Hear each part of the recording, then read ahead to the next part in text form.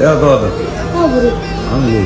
بحبك يا بريء. انا بحبك يا ضاضة. وفاة إسماعيل الليثي وكأنه قلبه ما قدرش يستحمل فراق ابنه ضاضة، ولحق بيه بعد سنة كاملة من الرحيل. الخبر اللي كسر قلوب محبيه وأثار موجة حزن كبيرة في الوسط الفني والشعبي.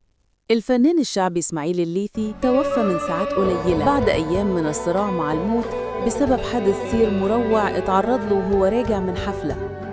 الحادث تسبب له في نزيف خطير في المخ وتدهور حاد في حالته الصحية رغم محاولات الأطباء المستمرة لإنقاذه.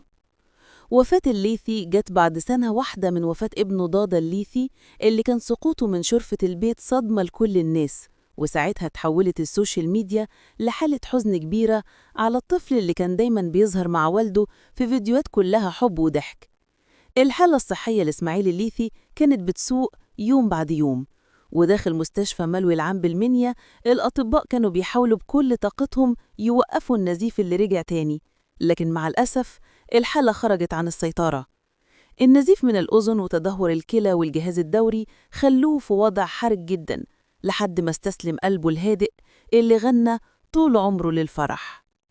زوجته وأسرته عاشوا لحظات صعبة، كانوا متمسكين بالأمل للآخر، لكن القدر كان له كلمته.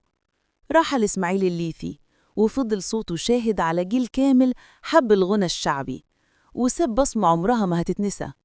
رحمه الله وأسكنه فسيح جناته.